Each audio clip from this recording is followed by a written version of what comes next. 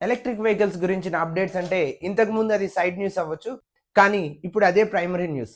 అయితే దీనిలో భాగంగా రాయల్ ఎన్‌ఫీల్డ్ కూడా తన కాన్సెప్ట్ అయిన ఫ్లయింగ్ ఫ్లియా సి6, ఎస్6ని కాన్సెప్ట్ నుంచి ప్రొడక్షన్‌లోకి తీసుకొనొచ్చింది.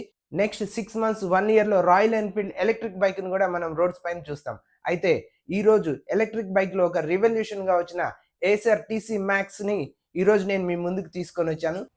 Acer TC max electric bike వచ్చేసరికి కాంపాక్ట్, నేక్డ్, స్ట్రీట్ ఫైటర్ లాంటి అడ్వాన్స్డ్ ఫీచర్స్ తోటి ఉంటుంది. ఇందులో వచ్చేసరికి 3 కిలోవాట్స్ అవర్ బ్యాటరీ ఉంది. ఫుల్ ఛార్జ్ అవ్వడానికి 4 అవర్స్ టైం పడుతుంది. కంపెనీ క్లైమ్ చేస్తున్న రేంజ్ 139 కిలోమీటర్స్ అంటున్నారు కానీ రియల్ వరల్డ్‌లో మాత్రం మనకి 100 కిలోమీటర్స్ వస్తుంది. ఎవరైనా షార్ట్ డిస్టెన్స్‌కి, సిటీ రైడ్స్‌కి లేదంటే డైలీ కమ్యూట్‌కి, ఆఫీస్‌కి వెళ్ళాలన్నా స్టూడెంట్స్‌కైనా పర్ఫెక్ట్ చాయిస్‌గా చెప్పొచ్చు. ఇది మెయింటెనెన్స్ చాలా తక్కువగా ఉంటుంది.